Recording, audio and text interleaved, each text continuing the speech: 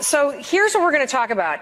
My name is Mel Robbins. I work for CNN, and I also am the CEO of Shrewd Media, which is based here in Boston, and we are one of the largest publishers online for women 30 plus. We've been in business for about 6 months and are doing 1.8 million uniques a month, just aggregating content. And so what I want to talk to you about, and what I talk to audiences about all over the world, is your brain and the ways in which you screw yourself over.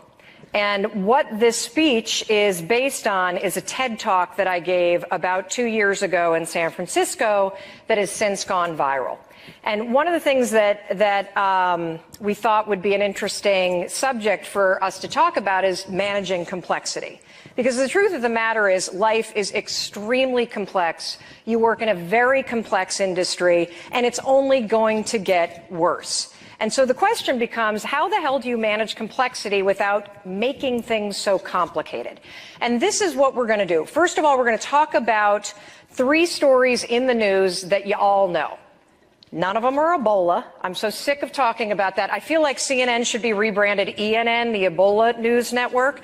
And I don't think we're going to come off of this until there's some sort of plane disaster or some other terrible tragedy. I mean, that's one of the bad things about being in the news business. But we're not going to talk about Ebola. We're going to talk about 3 examples of where there was a very complex situation that happened in the news and how an individual handled it. Okay? Then what we're going to get into is research from the Harvard Business School and from a number of scientists about the ways in which you should organize your workday so that you can be extremely effective. Because before I was in the media business, I was an attorney and I ran an executive coaching practice, and I was on retainer with A.G. Edwards, now Wells Fargo. I was on retainer with Bank of America, with a bunch of different hedge funds. And so I understand the kind of constraints that you all feel in terms of the industries that you work in. And one of the major complaints that all of my clients had is that by the time they walked through the door of the office with a huge plan in place to execute for the day, and right before the bell went off, the shit hit the fan and their day was gone. And they never felt like they were in control of their day. So I'm going to show you the science behind how to organize your day so that you're more effective. And then I'm going to pull back the curtain and explain that even though you know all this stuff, you are not going to follow it. And the reason why is your brain screws you over all day long. And then I'm going to teach you what to do about it. So let's get started. All right, remember this guy?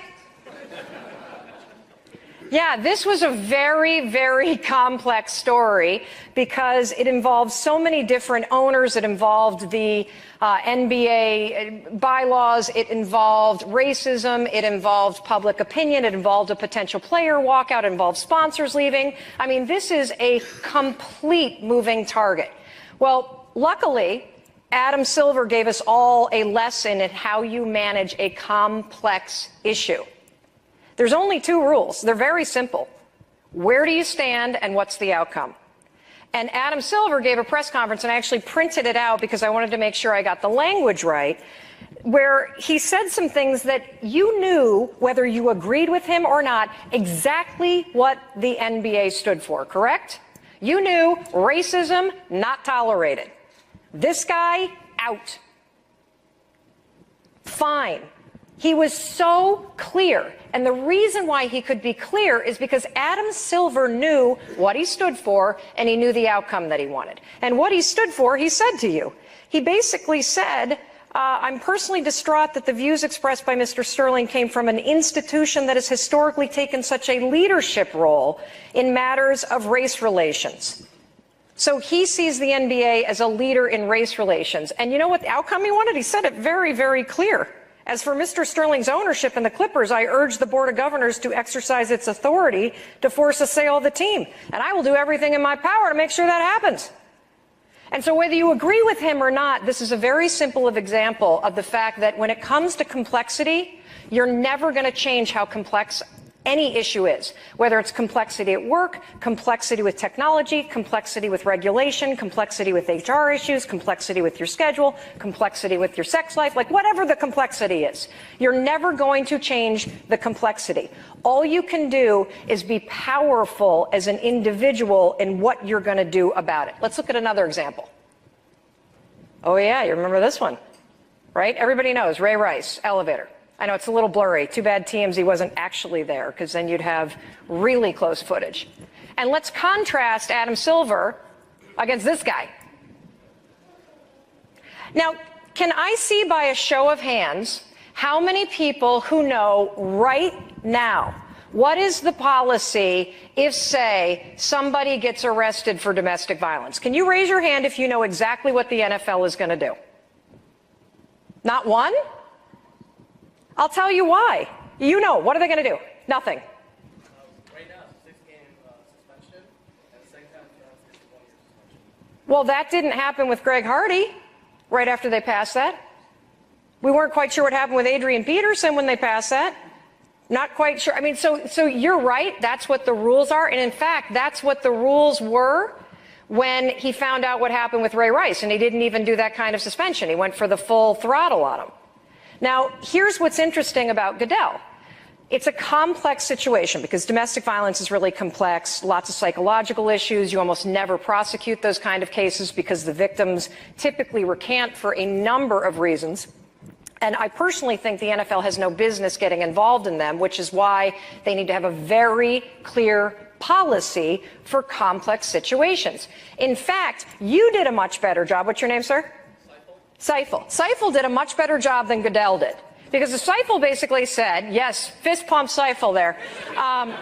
Because Seifel basically, is Goodell had stood up and said, from here on out, here's what we're doing. You get arrested, 6 games you're out. You're still going to get paid, so you can stop whining about it right now. You get arrested a second time, you're out for the year. In fact, you're out for good, but you can appeal it. If he did that, everybody would know where they stand. The fact is, he stood up there and he was like, okay, I'm going to say this sentence and that sentence, and hopefully 45 minutes will pass by. He basically said this: I'm not satisfied with the way we handled it from the get-go. I made a mistake. We are taking a number of steps. We will re-examine, enhance, and improve. There will be changes to our current policy. I know this because we will make it happen. We've acknowledged that we need to change. Now we just need to get to what those changes are. And you know when they're going to announce the changes, by the way?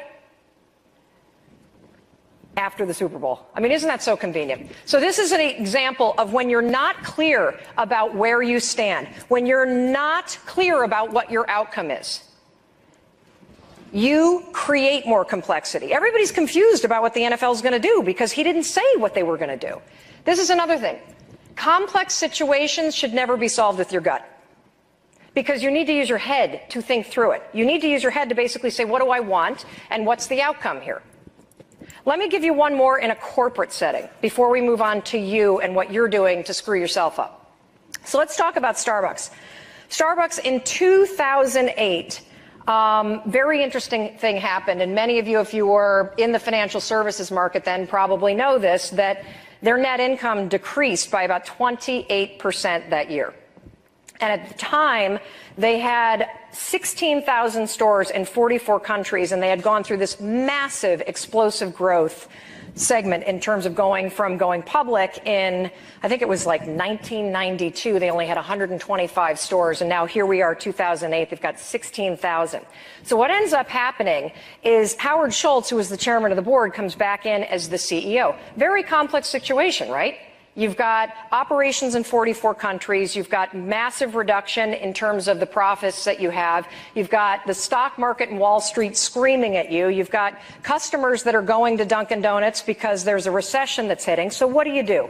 Well, he was very clear, again, back to the 2 rules. What do I stand for? Like, what am I doing? And what do I want the outcome to be? So he was very clear that what he stood for as a leader and what Starbucks should stand for is the Starbucks experience. He wanted to go back to the beginning and reintroduce people to the romance of having a cup of coffee. Because that's how Starbucks launched in the beginning, that he was traveling and was over in Italy and was like, God, why don't we have places like these great stops to have a little cup of coffee over in the United States? Boom, Starbucks, an idea, it's born, it's launched. So he decides he's going to do whatever he can to get the romance of having a cup of coffee back. The other thing that he said is that they were going to build on their legacy of innovation. So what did he do? It's pretty interesting, because in 1 year, they grew sales by 4%, and because of the amount of innovative cost cuttings, they hired a guy that was part of the Toyota Lean management initiative. They were able to do a whopping 200% rise in profits in a matter of just over a year. And I'm sure there were people in this room that capitalized on it. But what's more interesting is, how did he do it? Well, one of the things that he did is he looked at costs and was very innovative around costs. The other thing that he did is he closed 1,000 of the worst performing stores, and he started something that we're still seeing happen. He decided, instead of being the kind of chain feel, because it was starting to backfire from a PR perspective and it doesn't really give you the romance of a cup of coffee, every single Starbucks you go into now is totally different than the one just down the road. Because he wanted to go back to it feeling like a local coffee shop and it feeling like a nice break in your day. They got rid of all those teddy bears and all the musical crap that was cluttering up the stuff. They got better food, and he kept the healthcare policy, because that was part of the Starbucks experience and innovating. Very interesting, because it comes back to you. What can you learn from these three examples? And what you can learn is this. In life, in any situation, whether you're talking about growing your company, growing your bank account, getting in a relationship, getting out of a relationship, getting something done at the school system that your kids are going to on behalf of your kids, whatever it is that you're up to in life, this is the only question that you need to ask yourself. Well, what is it that I want? Because the truth of the matter is, if you can answer that, you can have it. And the reason why you can have it is because these two things. I guarantee you, for anything that you want to do, whether it's make more money, get home earlier so that you can spend more time with your family, get rid of the person that you're with, lose weight, get in shape, whatever it is, you can do it. I'm going to prove it to you. How many people in here would like to, raise your hand, if you'd like to lose weight or get in much better shape than you are right now? Come on, get it up. Let's go. I'm going to turn the lights on you people. Okay, great. Leave your hand raised if you know exactly what you're supposed to be doing to get that. See? You know what to do, and you're capable of doing it. You just don't want to. This is where the brain comes in. And you're going to find that this is true about everything. Everything that you want to do, that you want to accomplish, all those dreams that you have, all those financial goals that you have, all those business goals that you have, they are totally within your reach. And the only thing that is going to prevent you from getting them is the dumb crap that's in your head. And I'm going to show you what that means. And here's something that's also really cool. I want you to understand a little bit of context, because things have changed radically in the last 10 years.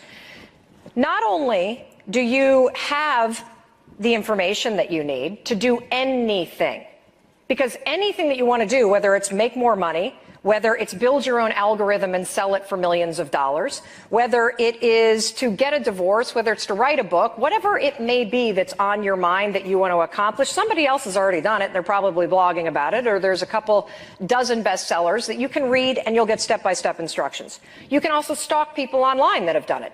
You can look at their Twitter feeds. You can check out their LinkedIn profiles. You can read the Business Insider articles that are about them that talk all about the way that their business was launched. There's the technology that helps you do the kinds of things you couldn't do 10 years ago. And there's also social acceptance. And so it is absolutely true. I am 100% convinced that if you decide there's something that you want to accomplish, you have everything you could possibly need to get it done. The only thing is, you will stop yourself every single step of the way. And it's total bullshit. And let me tell you something.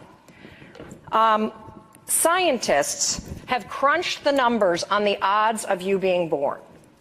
And if anyone knows this statistic, do not shout it out, because we're going to find somebody. And by crunching the numbers and the odds of you being born, they mean they went through the entire history of the world and took into account all of the natural disasters, all of the wars, all of the famines, everything. And they calculated the odds of you being born to the parents that you got on the day that you were born with the DNA structure that you have. What do you suppose those odds are?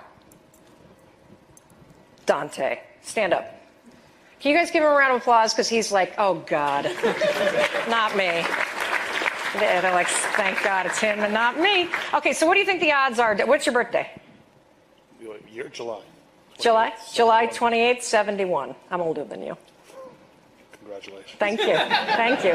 July 28th, 1971. What do you think the odds are? What are your parents' names? What are their names? Dorothy and Claude.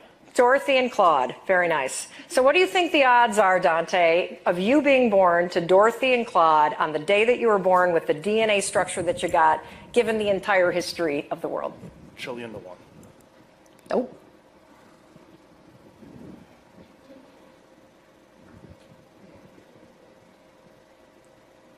That's 1 in 400 trillion, right? You're better at numbers than I am. Yes. Yes. You know what that means? I'm a very lucky person. You're a miracle. Like, you know what it means is all those things that you have cooking inside you telling you, I should do this, I should really do that, I should, that's not, they're saying that, like your insides are saying that because you're supposed to do it. It's that part of you that's talking to you. And it's never going to go away. And that's true for all of you, by the way. Those annoyings I should, those things that you keep thinking about, you keep thinking about them because you're supposed to do something about it. Thank you. Give him a round of applause, please. Because the truth of the matter is that getting what you want is actually really simple. But notice I didn't say it was easy. And earlier I was talking about getting in shape or losing weight, and it's actually pretty simple, right? You pick a freaking program and you follow it. Any diet will work. The problem is you alter it. Any exercise program will work. The problem is you don't do it. That's what makes it hard. And that's true about everything in life. It comes down to knowing what you want and then making a plan. And then the real hard part, which is sticking to it. And I know you don't have time to do any of this stuff. And I'm going to start by explaining to you what the best practices are. And in particular, the best practices for this industry. And then I'm going to explain to you how your brain works and why the only thing that's standing between you and having whatever it is that you want and being more effective and making more money and being happier is your head.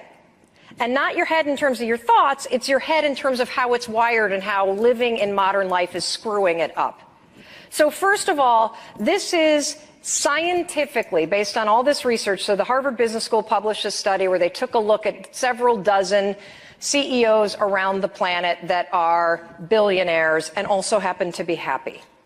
And they found something very interesting, that they all had something very interesting in common. And what they had in common was how they structured their day. And the most important thing about being effective at work and feeling in control, which are vital to you doing and achieving what you want, is how you start your day. And almost every single one of these CEOs said that they had a morning ritual where they spent 30 to 90 minutes working at home, developing a plan and setting up what they were going to do before they went to work.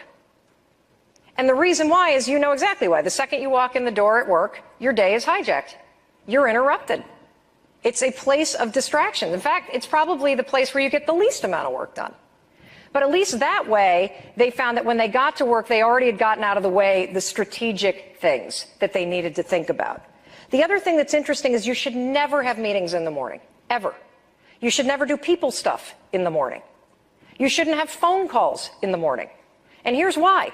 Because in terms of how the brain works, you have about a 2.5-hour window after you wake up. So you've got about a half an hour. You wake up, then you've got a half an hour of time where you're kind of getting awake and kind of coming into the day, and your brain is almost starting to turn on.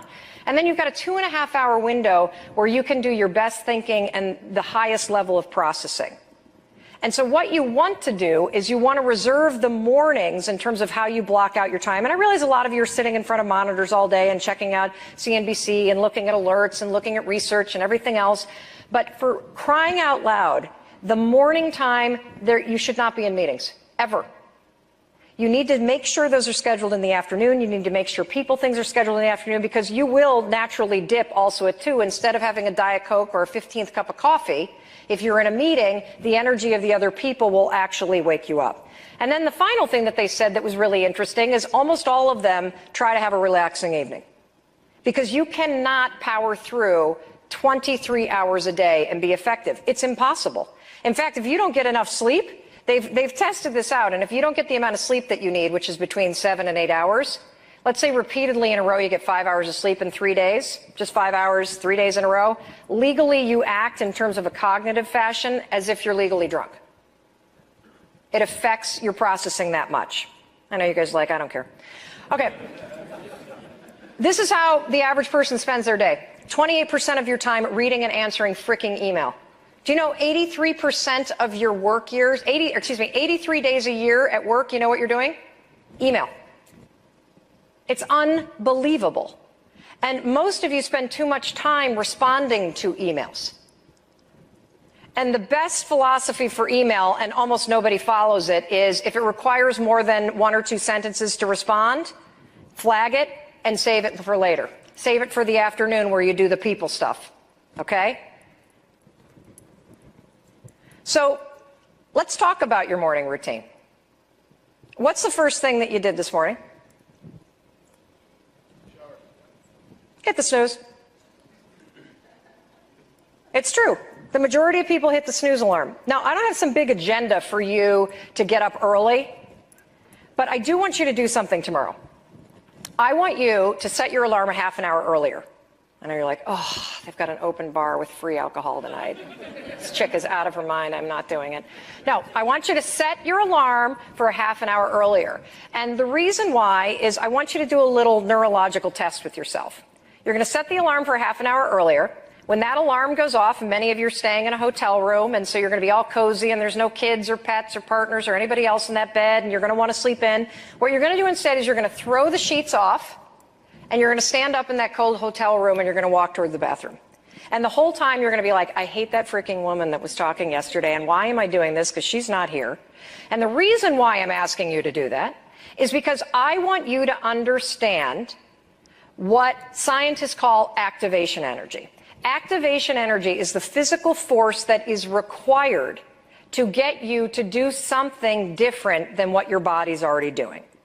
So it's the same amount of energy that it takes, for example, if you're sitting at the computer and you know you got to go to the gym, the same amount of energy that's required to force your ass out of bed 30 minutes earlier instead of hitting the snooze is the exact same amount of energy that you're going to need to force yourself to get up from the computer, to force yourself to put down the croissant if you're on a diet, to force yourself to have the tough conversation that you've been avoiding with your boss. And I want you to come and do this experiment because you're going to become face to face with what a complete stubborn jerk you are. And you resist yourself all day long. You do. What's the next thing you did? Let's see. First, you hit the snooze. I know I didn't realize it were a big slip, but we're going to do this anyway. 73% of you sleep within reach of the phone. Or not 73, 83, okay? It's probably even higher at this stage. And if you think about it, if you're in bed and you got your phone over here and the alarm goes off and you're like grabbing for it and then you get it and then you do this. So here you are. It's 7 o'clock in the morning. You're not even freaking vertical and you're already checking emails. And by the way, what is an email? Other people's shit. Email is the way that everybody assigns you stuff. It's other people's to-do lists. And so you're not even out of bed yet, and your brain is already processing everybody else's garbage. This is the worst way that you could start your day. And if there are those of you that wake up, and I know there are in this room, and you already feel overwhelmed, and you already have anxiety, and you already feel like, oh my God, I'm not going to get everything done, you're right.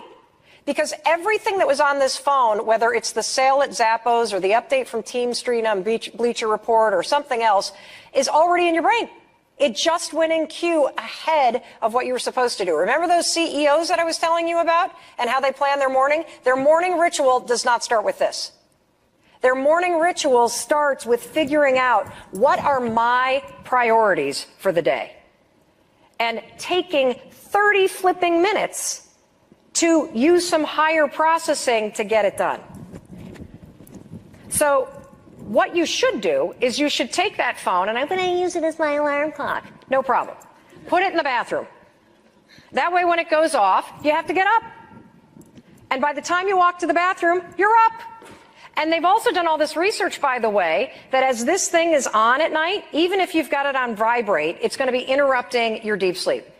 Even if you've got it on silent, the blue light that comes on has been proven to interfere with the neural pathways that you actually need to be relaxing. It stimulates them and has them go like, oh, okay, I got to be paying attention to something. And you should never let your kids do it. Here's another interesting little experiment that happened. It's really important. You know how we were talking about that we live in complex environments, and you in particular working in financial services live in very complex environments. And so one of the important things is yes, you got to know, what do I want? And what are the two things? Anyone remember? What do I stand for? What do I want? That was a test. The other thing is you can do certain things to control your environment, okay? To make it easier for you to be effective. They have proven that distractions that interrupt your flow at work make you stupid. There was a study that was done in Chicago, at the University of Chicago, where they took a look at these two classrooms, and they couldn't kind of figure out what was going on because it was two fourth grade classrooms, and one of them was on the right side of the hall, the other was on the left side of the hall, and yet every single year the classroom in the left side of the hall, an entire year behind. Why? They switched the teachers one year, they were looking at the same curriculum. Why?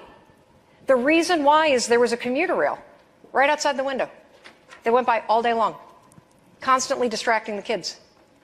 They moved the kids to an empty room across the hall, and within 2 months they had caught up and were at the same grade level as the other fourth grade classroom. So when you've got your little alerts on, beep, boop, I know why you have it on, because it actually stimulates the same part of your brain that causes addiction. Every time this thing buzzes, you're like, oops, somebody needs me. Sale at Zappos, okay. And that's why you leave it on. You're afraid you're going to miss something. It's FOMO. You guys know that, right? Fear of missing out. You all have FOMO, and your phones keep it alive and well. The other thing that's interesting is make the stuff that you know is hard, or make the stuff that you know you shouldn't be doing hard. Make the stuff you should be doing easier. So there was this experiment that Google did. Google was looking at cutting some costs down in their New York offices, and they always had M&Ms out. And so they were toying with the idea of putting less M&Ms out, and what they did instead is they put a lid on the jar, making it harder for some. I mean, it's not that hard, but just that one thing of reaching in and putting a lid in to make somebody stop and think. 3 million less M&Ms consumed at Google in 1 year. There are things that are obvious to do, whether it's sleeping with your phone or having your phone on next to you, constantly alerting you, whatever it may be in the environment that you work in, that if you did small tweaks, you'd get a hell of a lot more done. So here's the problem, though. It's really not you. It's about how your brain works. So let's talk about that. Your brain only has 2 modes. That's it. It's a super sophisticated processing machine that can take a look at a expression of your teenager coming down in the morning and say, whoop, not talking to you right now. But it only has 2 modes. The first mode, this is the mode your brain loves. It's autopilot. How many of you have ever driven to work and you get there and you're like, oh, who drove the car? You did. That was your brain on autopilot. The thing about autopilot is your brain loves to repeat the same thought processes because it doesn't have to work very hard. It's why you drive to work the same exact way every single day. And even when Waze tells you to try a different thing, you're like, nope, I'm going this way. It's why you have your coffee the same way every single day. Your brain does not want to work very hard. In fact, your entire life can start to look like this.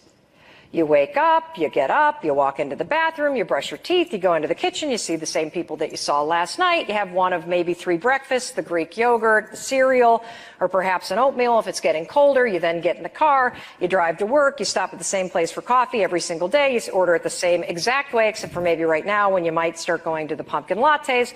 Then you get to work, you check Team Stream on Bleacher Report, you take a look at Facebook, you log into your email, you look at emails, you pretend to care, you show up at a meeting, you pretend to care, you check back on Facebook, text your partner, you check in with the kids, you attend a few more meetings, you make some phone calls, you look busy, you drive back home, you see the same people that you saw in the morning, you talk about the same stuff, you have one of maybe 3 dinners, take out Chinese pizza, maybe you make a chicken dish, you then turn on the TV, it's the same type of entertainment because now you're mainlining everything on Netflix, you go to bed, you turn to the person next to you, and he or she says, not tonight, I'm too tired. Same thing every single night.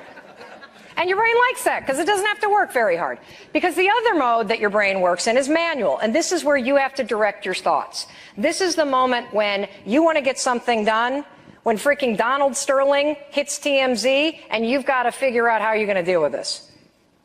When another player gets arrested, and you got to figure out how am I going to deal with this. When you look at your returns for the year or your production run for the day and you're like, oh my God, or the markets are in crisis, how am I going to deal with this? Well, you're going to figure out what you stand for and what you want the outcome to be. And then you're going to have to use this to direct your thoughts. Because if you don't start directing your thoughts and telling yourself what to do, autopilot will take over. Roger Goodell was on autopilot during that press conference.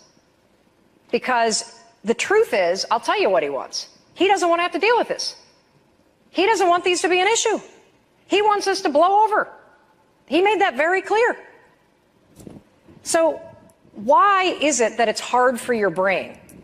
Well, there's some other things that you need to understand about what's sort of maxing your brain out by living in 2014. First of all, there's way too much choice these days, okay? You walk into the average supermarket, there's over 150 cereal choices in the average supermarket. It's no wonder you buy the same 3. The reason why is the second that your mind starts thinking I have to analyze something, it's going to try to default you back to autopilot. They've done these studies in financial markets where they take a look at, when a company offers like a 401k plan and they offer you a couple choices and they say, here's the selections we've made, but you can do whatever you want. Do you know 96% of the people take the selections that were made? Why? Because the brain would prefer to work on autopilot, and doing something on your own would require higher level processing. Too much choice leads to no choice at all. If you're interested in that subject, there's an excellent book by Dr. Barry Schwartz at the Harvard Medical School called The Paradox of Choice that just lays this whole out. It's fascinating. Other thing, there's too much information. On average, and I would guess that in financial services it's more, the average American worker receives 173 emails a day. And as you know, you're spending 2.3 hours a day answering them. That's 83 days of your work year on just email. There's too many channels. There's 24/7 news. There's just so much information. And what does that do? Information that you have to process. It means your brain does not want to have to do any higher level thinking. Pace of life is too busy. Fear, risk, uncertainty. We peddle that at CNN. You guys tune in for it. But it also makes your brain want to go on autopilot. I suppose at some point you could just take one of these. Or forget it all. There's another version of this slide, but I wasn't sure if I'd get in trouble if I use that one. So here's the thing. What are you going to do? What are you going to do to trick your brain? So the interesting thing about your brain is that it uses the exact same strategy. Because what will happen is this. You'll be sitting at work and you'll say to yourself, I really need to have that talk with my wife. I really do. I've been avoiding it for 6 months, but I really need to. And your brain's going to all of a sudden be like, uh-oh, wait a minute, Michael just said that he's going to have that talk. We need to get him to stop doing that because we want him to just avoid the subject like he always does, because it's much easier to be putsy about these kind of things because she's going to be a total raging, what about this, so don't do it. I'm feeling a little alone. I'm feeling a little overwhelmed by that. I think I'll do it tomorrow. Or, David, is sitting at his computer and says, I think I'm going to go to the gym tonight. Immediately. David's having an idea to go to the gym tonight. Immediately, let's stop this right now. Somebody tell him he's tired. Tell him he's tired, because then we'll get him on autopilot and go home, sit on the couch again and have a beer. Your brain uses feelings to screw you over. So let's talk about overwhelm, because that's a big one. Overwhelm is nothing more than when your brain is full. So if you want to do any higher level thinking, you need a brain that is well rested and that's empty, okay? The problem is, as you go through life, it's filled up with all kinds of crap that you have to do, and the to-do lists that you need, and things that you worry about, and la la la la la la la. And many of you start a to-do list every day. You finish 2 or 3 things, and then you use that as the beginning of the to-do list tomorrow. And the problem is that if you already have a full brain, and all of a sudden the phone rings, and it's somebody saying, hey, I need a report, and I need this, and I need that, and I need the other thing, and this, that's what happens. All those times you walk into the kitchen, you're like, why did I come in here? It's not dementia. You're not getting Alzheimer's. Your brain is full. And what you're going to do is, whenever you feel overwhelmed, whenever you're in your workday or your life, and you suddenly feel like, oh my God, I feel a little overwhelmed right now, or oh my God, I'm never going to get this stuff done, or the drama associated with it. Super simple strategy. Take out a blank piece of paper, dump it all out. All of it. Just barf it out there like you got Ebola. Sorry, that was a bad joke. Terrible joke. Can't believe I even just said that. You're going to dump it all on a piece of paper. Everything, from the song lyrics to the photo albums you got to finish, to the present you got to pick up, to this, that, the other thing, to the PowerPoint. Because I'm going to tell you something. There's only 2 things on that freaking list that you actually need to do. And if somebody needs you, they'll call you. And if there's an emergency, you'll know about it. And at least now you got this. You got an empty head, so now you can do the higher level processing that you needed to do that you were trying to avoid. If you feel tired, use the governor's theory. I also call this Google Earthing yourself. So scientists looked at, how is it possible that somebody can ride the Tour de France? I mean, obviously their quadriceps are killing them and they're tired. It's because professional athletes can get above themselves and govern from above. You can do the same thing. What we say in the motivational speaking business is, you can feel tired when you're dead. Right now you got stuff to do. So if you start to notice that you got something that you need to finish, that you need to do, a conversation that you're avoiding, something that you're putting off, and you feel tired, get up above yourself, remind yourself of what you stand for and what you want, and push yourself forward. If you feel like doing it later, how many of you are procrastinators? Raise your hands. There's a lot of scientific people in here. Okay, good. So here's the thing about procrastination. You're not lazy. It's something else entirely. Procrastination is about control. You guys are insane control freaks. Totally. And we can't cure this. In fact, the only thing that you can do with a procrastinator is screw them over. Because procrastinators hold on to projects and put things off because, by God, nobody's telling you what to do. Not even you. And so by holding on to the project for a long time, you maintain control. And you're never going to change that, because control is so awesome. So the only thing you can do is screw yourself over, and so that looks like this. If you constantly procrastinate on working out, you got to find a friend that's picking you up, because if they're standing in your kitchen, you're going. If you're meeting in there, you're not. You just screwed yourself over. If you constantly push off work deadlines, the only thing you can do is cut the project in half and promise half of it earlier. You just screwed yourself over. You're still going to pull an all-nighter and procrastinate on each half, but it'll just be less work each time. If you feel uncertain, so is anybody in here like an engineer or a programmer or an accountant, or people kind of in that category suffer from this? You can't pick. And the reason why is you've been trained to noodle things down to such certainty that you are 100% paralyzed. So if you're the kind of person that finds yourself wondering, should I do this, should I do that, should I not, should I, the problem isn't the idea, the problem is you never do anything. You must pick. Try it for a day or two, see how it feels, then pick again. Now, let's do this cool little trick. If you feel alone, the best thing in the world is the eye contact test. So I want everyone to turn to the person next to them. I know you're like, what? What? This isn't church. Okay, who does not? I need everybody to have a partner. Who doesn't have a partner? Raise your hand so you can kind of turn rows. Somebody in the back? Yes. This guy needs a partner. You got to raise your hand. Who needs it? Who else? Raise your freaking hands. I will come out there. You do not have somebody, do you, sir? No. You got to have a pair. This is a pair thing. Oh, here we go. I got you. Oh, no, you too. You got somebody to your right. What are you talking about? He needs the guy in there. What is wrong?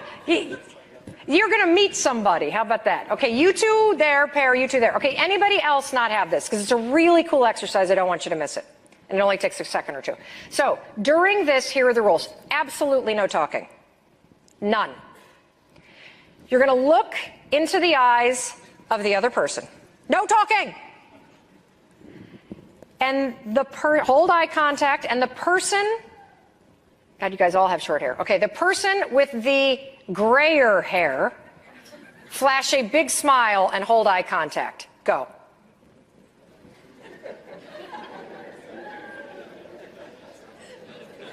All right, let me explain what just happened. So the truth is, yes, you've been wondering if you have superpowers. The fact is you do.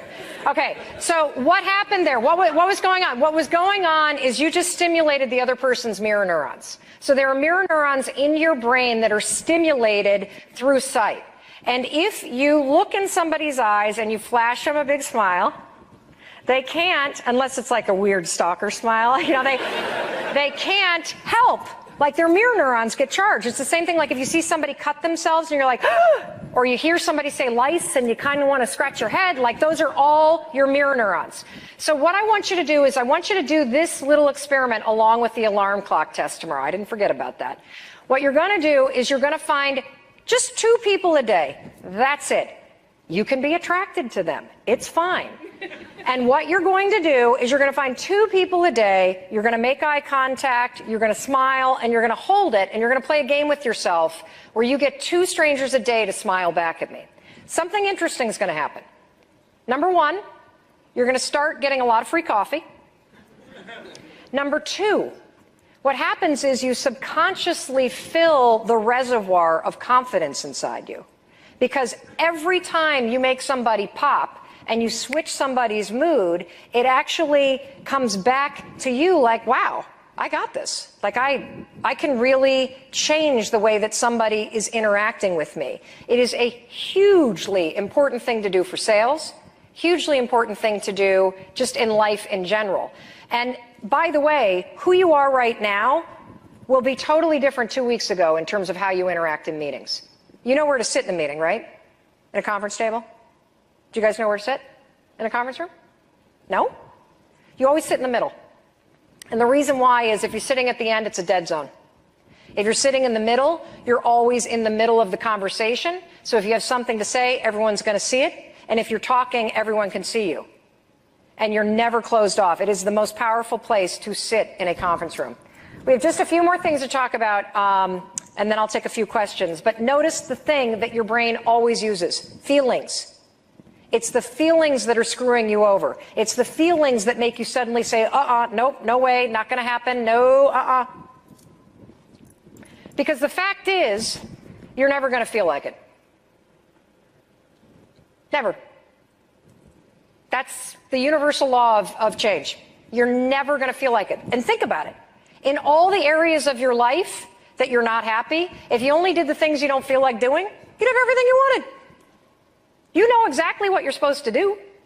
You just don't do it because you don't feel like it. It's a lot like having kids. My son never feels like putting his feet off the dashboard. He never feels like getting off the DS. My daughter never feels like cleaning up the Barbies. Why are they always naked? I don't, like, this I don't understand. When you were a kid, what was your parents' job? It was to harass you into doing the things you didn't feel like doing. What kid ever feels like doing their homework? None. Feels like going outside to play? None. Turning off the computer? None. Looking adults in the eye? None. Using their manners? None. Eating their peas? None. Your job as a parent is to force those damn kids to do the things they don't feel like so they can get out there and make something of themselves. The problem is, when you turned 18 and you left, your parents didn't say, you are a stubborn son of a gun, good luck with yourself, because now it's your job. It's time to truly parent yourself. And here's how you do it. You use this thing called the 5-second rule. If you only take one thing away from this talk, take this. So we've talked about how to manage complexity. You can't manage the environment of it. You can't manage the chaos of it. You can only manage your response. What do you stand for? What do you want the outcome to be?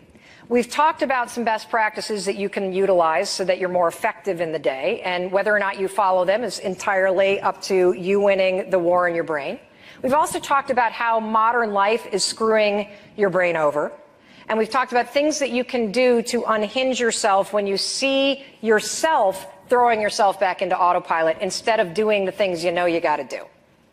What you can deploy is the 5-second rule, and here's how it works. The 5-second rule is a nod to the fact that your mind is getting crunched all day long. And it's a nod to the fact that your brain will always make you go on autopilot unless you force it otherwise. So whenever you have a game-changing idea, I should really ask my boss for a raise. I should make 100 times the amount of money, not 100 times, 100% more than what I made this year. Or 100 times, whatever you want. I should write that book I've been talking about forever. You only have 5 seconds before your brain is going to eat the idea. That's it. There's too much information, too much choice, too much fear and uncertainty, too much distraction at work, too many other things going on, too many things screaming for your attention. You got 5 seconds. So what do? All you have to do is take physical action, small, to yank it out of your head and ground it in the world. So that means if you have an idea about something, say it out loud to somebody. Start walking. Today at the conference, this is another thing you can practice. You would be really dumb if you came to this conference and all you did was hang out with the people that you know.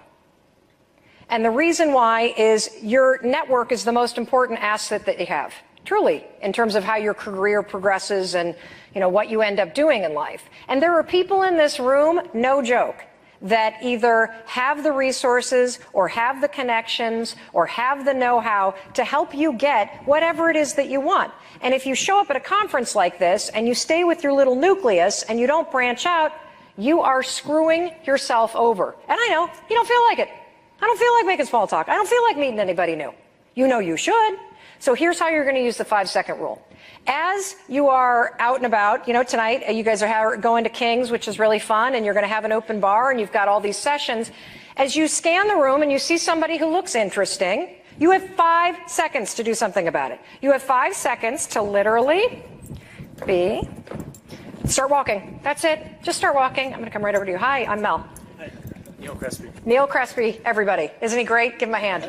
Thank you. Because if you don't do that, if you start walking, you're going, then you make the eye contact. It's really weird to turn around, right? See, as I turn around on you. Hi, I'm Mel. What's your name? John Despotopoulos. John Despotopoulos? Yes. Wow, I got that. Okay, give him a hand, too. Thank you. So I want you to practice that because you will be shocked at just how weird you are. You're going to be seeing people. You'll have the impulse to go walk over. Maybe you heard somebody speak on a panel and you want to give them your card or you want to ask them some advice. You'll literally have that impulse to do something. You'll be, yeah, okay, I'll get a beer. I'm going to do this later. That was your brain putting you on autopilot. It happened that fast. So if you experiment with this today, you'll learn a lot about, God, I really do this to myself all the time. I'm going to leave you with a little science around how to make an instant connection so you can manipulate people. First of all, proximity. There are some scientific reasons behind how you make an instant connection. Number one, proximity. It's why you should go to events like this, because it puts you in proximity with people that can help you or empower you or make you happier or expand your network or make you richer. So they did an experiment, a very interesting one, at the police academy in Maryland. And what they did is they asked incoming cadets, so who's your buddy? And everybody said somebody different, right? All different kind of random people. They came back 6 months later. Who would you say your best friend is? Over 90% of the cadets named the person next to them in the alphabet. Why do you think that is? Because at a police academy, you sit in alphabetical order. You room in alphabetical order. You line up in alphabetical order.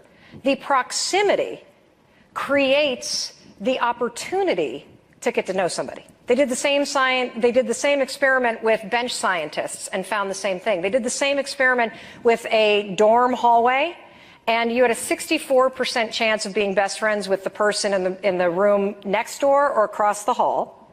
You go one room down, it drops to 23%. The poor guy at the end of the hall, I mean, boy, are they out of luck.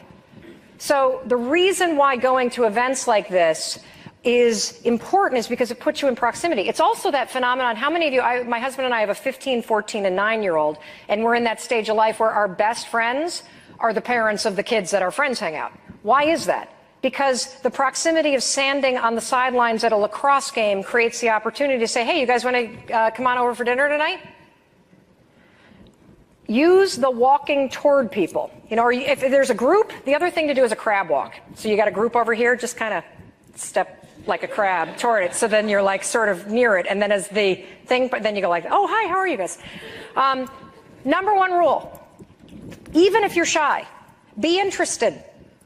So you meet somebody new, just be interested in them. Ask a lot of questions. There's a reason why you do this. The reason why you do it is twofold. Number one, it gets the spotlight off of you and puts the spotlight on the other person. And when somebody else is talking, they think you're really interesting. Ask anybody how the meeting went, and the person that did the most talking said, I think it went amazing. In fact, I think this speech is dynamite. But what also happens if you ask people a lot of questions is you start to learn things about them, and it creates the opportunity for what's called resonance. Resonance is that thing that you've all experienced where you've been sitting at a dinner party, you turn to the person next to you, you introduce yourself, and they say, oh yeah, I'm Sally from Ohio. And you're like, Ohio? My brother, sister, cousin's from Ohio. Oh my God, that's awesome. It's those connections of college or neighborhoods or what you do for a living or the ages of your kid that make you feel more connected to somebody else. And then finally, we taught you the eye contact game. And in terms of touch, you got to watch this with other cultures, but the upper kind of right this area of the arm, if you touch that, it has been proven because it stimulates certain nerves here. You want to do this in sales. Always shake the hand and do this. They immediately start trusting you. Just don't grab too hard because then that's weird. So here's what you're going to do. All you need to think about is, well, what is it that I want? In the morning, if you do nothing else, just lose the freaking phone. Do not sleep next to it, next to your bed, please. Put it in the bathroom. Really important as you organize your day to think about the most important work in the morning. If you guys are taking photos of these, don't worry about it. They can email this stuff to you. You can have it. You're welcome to take photos, but seriously, I'll just give you the whole thing. And get rid of the distractions. Another interesting thing, I read an article, I think it was in The Week. It was fascinating. The secret to leaving work at 5:30 is to plan your day to leave at work at 5:30. So when you walk in the office, you've blocked out everything with the plan to leave at 5:30. I know you know all this stuff. I mean, I'm not telling you anything that you don't already know. Meetings in the afternoon, the 5-second rule, a relaxing evening, which you'll have tonight. And if it doesn't work, you can always take one of these puppies. All right. Any questions? Bless you. You're welcome.